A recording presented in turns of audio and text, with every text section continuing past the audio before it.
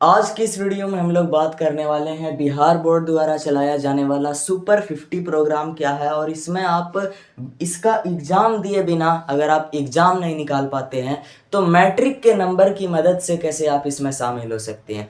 इसके अलावा जो लोग भी बोल रहे थे कंटेंट से रिलेटेड, तो देखिए बात है कि उस लेवल का फोकस इधर नहीं हो पा रहा था और आपको पता है सब कुछ स्टॉप कर दिया गया है, कुछ भी नहीं है।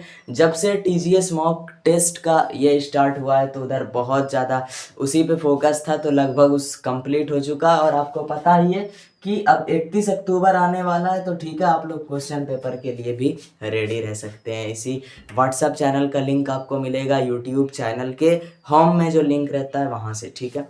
अब बात करते हैं हम लोग अभी और कंटेंट में। जैसे उम्मीद है नवंबर से जो स्ट्रेटेजी होनी चाहिए, चूँकि है नवंबर का और एक है दिसंबर और एक है जनवरी, ये स्ट्रेटेजी जो है बहुत ही इम्पोर्टेंट रहता है। 3 मंथ्स गोल्डन, ठीक है।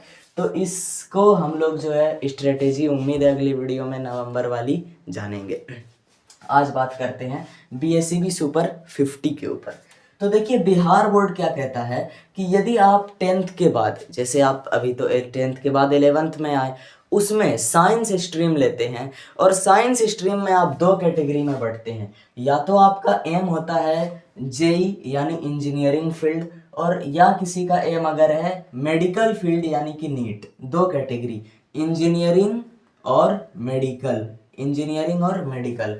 तो इन दोनों फील्ड में अगर आपको जेई का एम है तो आप लेंगे फिजिक्स केमिस्ट्री मैथ, और अगर आपको मेडिकल फील्ड का एम है तो आप लेंगे फिजिक्स केमिस्ट्री बायोलॉजी। तो इसकी जो प्रतिष्ठित परीक्षा है जो कंडक्ट होता है जेई का परीक्षा और एक नीट का परीक्षा, इसकी तैयारी के लिए बिहार के बच्चों को इसका तैयारी कैसे बेहतरीन कराया जा सके बेहतरीन शिक्षक के द्वारा, उसके लिए बिहार बोर्ड जो प्रोग्राम चलाता है उसे हम लोग बोलते हैं सुपर 50। और ये 2 तरीके से चलता है और इसमें भी बहुत सारा कैटेगरी है। एक एक पॉइंट को इस वीडियो में कवर करने का प्रयास करेंगे हम लोग, ठीक है। तो देखिए मान लीजिए कि आपका इन दोनों में से कोई एक एम है, तो इसमें आपको बिहार बोर्ड 2 तरीके का सुविधा देता है। एक है रेसिडेंशियल और एक है नॉन रेसिडेंशियल। रेसिडेंशियल में क्या होता है कि आपको हॉस्टल में, पटना के अंदर बिहार बोर्ड का जो हॉस्टल है उसमें रह के पढ़ने का सुविधा मिलता है। और इसमें आपका क्या आएगा, हॉस्टल में रहना यानी रेसिडेंस, इसके अलावा रहने में जो खाना पीना होता है वो, और रहने के लिए सारा जगह जो दिया जाता है वो रहेगा, और टॉप टीचर वहाँ पर पढ़ाएंगे वो, और पढ़ने के लिए जितना बुक रिसोर्सेज आएगा वो, इसके अलावा पटना कॉलेजिएट में जो एडमिशन होगा वो, ये सारा फीचर्स मिलता है आपको रेसिडेंस वाले में। और अब बात करते हैं नॉन रेसिडेंशियल।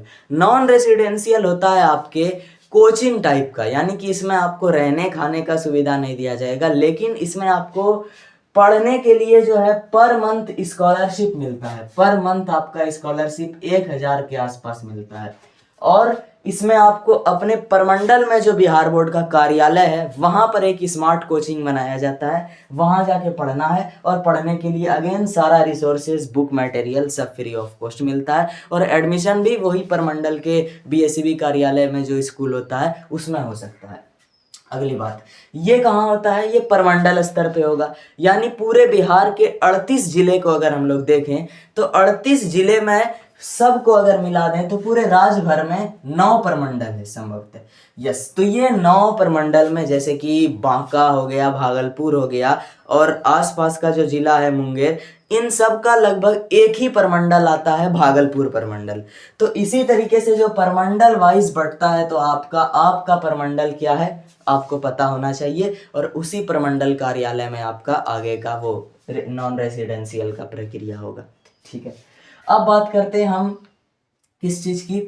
जब आपका ये पता चल गया कि रेसिडेंशियल में ये फीचर मिलेगा, नॉन रेसिडेंशियल में ये मिलेगा, तो अब बात करते हैं कि इसमें सिलेक्ट कितने बच्चे किए जाते हैं। तो देखिए जैसा कि इसका नाम है सुपर 50, क्या नाम है, सुपर 50, तो रेसिडेंशियल वाले में जो बिहार बोर्ड आधिकारिक कहता है 50 लड़का और 50 लड़की को सिलेक्ट किया जाएगा, दोनों से 50-50।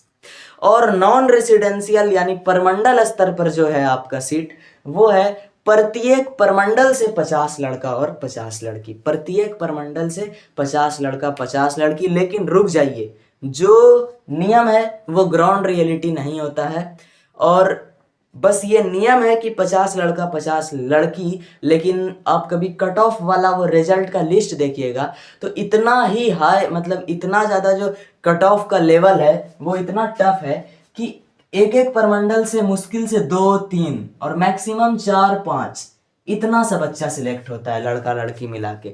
और हैरानी होगा कि अभी दिसंबर 2024 में एग्जाम कंडक्ट कराया था बिहार बोर्ड जेई का, तो पूरे भागलपुर प्रमंडल से एक भी स्टूडेंट सिलेक्ट नहीं हुआ था। रिजल्ट में NUL नल दिखा रहा था। वो आगे ऐसे बनता है रिजल्ट की रिजल्ट किसी विशेष स्टूडेंट पे जारी नहीं होता, एक कट ऑफ लिस्ट जारी होता है, उसमें लिखा रहता है कि खुद आप देख लेंगे कि आपके जिला में किसका सिलेक्शन हुआ है। भाई इतना कम सिलेक्शन का रेशियो था कि भागलपुर के सामने नल लिखा था और बहुत सारे डिस्ट्रिक्ट के सामने भी नल लिखा था, मतलब एक भी बच्चा को सिलेक्ट नहीं किया। और किया भी तो मैक्सिमम लड़का लड़की मिला के 2, कभी 3, कभी 5 बहुत हो गया, इससे ज़्यादा सिलेक्ट नहीं किया था नॉन रेसिडेंशियल में।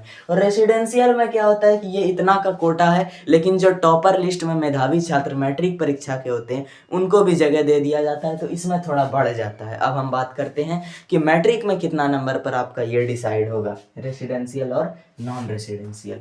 इसमें कई तरह का कट ऑफ प्रक्रिया है जिसको हम लोग आज की इस वीडियो में जानने वाले हैं। तो इसमें सिलेक्ट होने के लिए कितना सीट था ऑफिशियल और क्या ग्राउंड रियलिटी था, ये बात अगर आपने जान लिया तो अब सिलेक्शन की प्रक्रिया जानते हैं। सिलेक्शन की प्रक्रिया फिलहाल 2 तरीके से हो रही है। एक है BSEB द्वारा आयोजित जेई नीट के लिए स्पेशल प्रतियोगी परीक्षा, और दूसरा प्रक्रिया है बिहार बोर्ड का मैट्रिक परीक्षा का मार्क्स। 2 तरीका।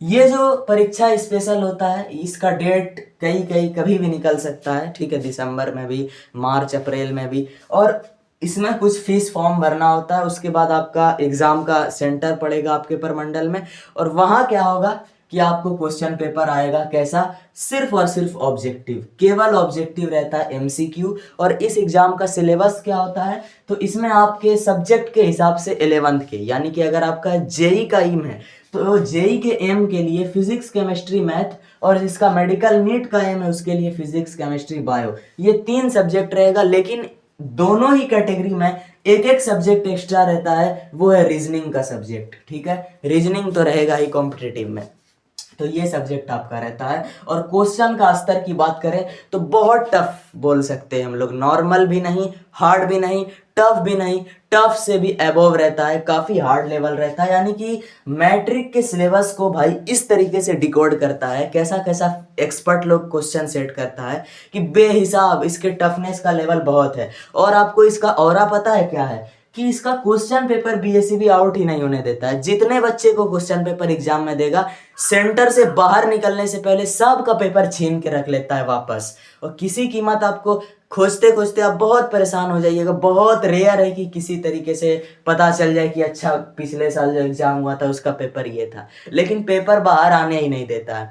एग्जाम दिया, कंप्लीट हुआ, सबका कॉपी सहित OMR सीट के साथ साथ पेपर भी छीन लिया और रख लिया, पता ही नहीं चलेगा अगले साल वाले बच्चे को कि पेपर का ट्रेंड क्या है। यानी इसका PYQ, इसका ट्रेंड, ये बस का बात नहीं है भाई, बहुत सीक्रेट बिहार बोर्ड रखता है इस चीज़ को। चलिए, चाहे नीट हो चाहे जेई हो, दोनों का पेपर रख लेता है लेके। अब बात करते हैं मैट्रिक एग्जाम से किस तरह सिलेक्शन होता है। तो इसके अभी हम लोग मार्क्स की भी बात करेंगे, फिलहाल इस तरफ आते हैं। मैट्रिक एग्जाम में जो 2 कैटेगरी वाइज सिलेक्शन, इसमें भी 2 कैटेगरी रहेगा, एक रेसिडेंशियल एक नॉन रेसिडेंशियल। तो इसमें भी अलग अलग मार्क्स के बेसिस पे दोनों कैटेगरी में सिलेक्ट होता है, एक है रेसिडेंशियल और एक है नॉन रेसिडेंशियल। मैंने समझा दिया इन दोनों का मतलब पहले अभी।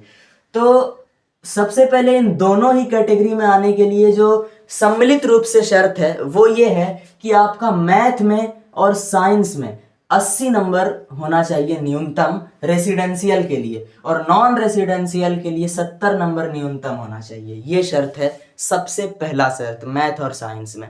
मान लीजिए आपको तो लगेगा ये बहुत आसान है, ठीक है हो भी जाएगा, हो सकता है हो जाए। अब बात करते हैं अगले शर्त की। अगला शर्त जो है वो पहले कुछ था अब कुछ है, यानी ये हर साल के ट्रेंड के हिसाब से बदलता रहता है। क्योंकि इसकी शुरुआत 2023 में हुई थी, तो 23 के ट्रेंड के हिसाब से जिन जिन बच्चे का 450 से अधिक नंबर आ जाता है और मैथ साइंस में 70 से अधिक मार्क्स आ जाता है, वो चले जाते हैं नॉन रेसिडेंशियल की तरफ 23 के ट्रेंड के हिसाब से। 24 के ट्रेंड के हिसाब से यही चीज 465 प्लस पे आके टिक गया था, जिसका भी 465 या 460 प्लस। और 2025 का क्या ट्रेंड है ये आज तक पता नहीं है। मेरे रिजल्ट पे बिहार बोर्ड बैनर साट दिया है कि सिलेक्शन हो चुका है इसमें, लेकिन पता ही नहीं कि किस हिसाब से बैनर साटा है उसका। ना तो सर्वर खुलता है, ना ही साइट खुलता है, ना ही कुछ काम होता है। ठीक है, अब बात करते हैं हम लोग रेसिडेंशियल का कट ऑफ। रेसिडेंशियल में अगर आपको बिहार बोर्ड मैट्रिक एग्जाम के दम पे पहुंचना है, यानी हॉस्टल वाले में, तो उसका जो एक नियम है वो यही है, टॉपर लिस्ट में टॉप 20 का छात्र होना चाहिए। टॉप 20 का छात्र मतलब टॉपर वेरिफिकेशन में कॉल गया हो। 2023 में टॉप 20 कौन था? 466 नंबर वाले कम से कम। 2024 में टॉप 20 कौन था? 469, 469 नंबर वाले या उससे अधिक नंबर वाले। और 25 का अगेन कोई ट्रेंड नहीं है, कुछ पता नहीं है कि 25 के बच्चों के साथ हुआ क्या। इसमें लगता है 25 में इस बार अभी तक कोई एक्शन बिहार बोर्ड नहीं लिया है। तो ये बात हो गया मैट्रिक के नंबर का। और इधर के नंबर की बात करें तो इसका कोई भी मतलब ऑफिशियल जानकारी बिहार बोर्ड आउट करता नहीं है। पेपर भी रख लेता है, बस उसका गोपनीय प्रक्रिया क्या है, कितने मार्क्स पे उसको सिलेक्ट करना, ये सब पूरी तरह एक गोपनीय प्रक्रिया है। और चूंकि ये कॉम्पिटेटिव स्तर का एग्जाम है तो इसमें कट ऑफ बहुत मैटर करता है। ठीक है, कट ऑफ के हिसाब से ही सिलेक्शन होता है, कोई मार्क्स डिपेंड नहीं करता। असली चीज़ है कट ऑफ कहाँ तक जाएगा।